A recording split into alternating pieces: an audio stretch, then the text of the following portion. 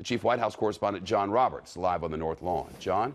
Shep, good afternoon to you. The two leaders both admitting that they do have a lot in common. Bolsonaro even referred to fake news in his press conference with the president this afternoon, but they did talk at length about Venezuela.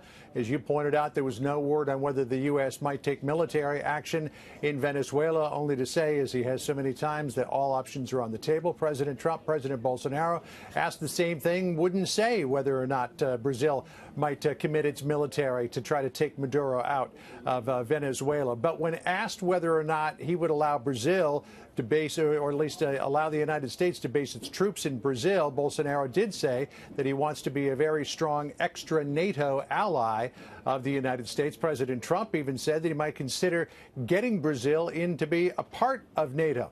But when asked about how long it might take for Maduro to step down, President Trump said this afternoon he didn't really know. Listen here. I'm not being told any specific time. They've been there a long time, between him and his predecessor. At some point, I would imagine things will change, but we really haven't done the really tough sanctions yet. We can do the tough sanctions, and all options are open, so we may be doing that. But we haven't done the toughest of sanctions, as you know. We've done, I would say, right down the middle, but we can go a lot tougher if we need to do that.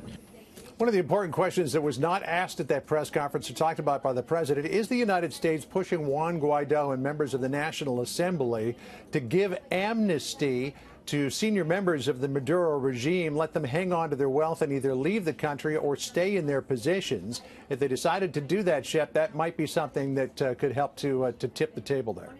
John, the president has been on a tear lately in the last few days against the late Senator John McCain, whose daughter Megan has now responded, and today he's coming for McCain again.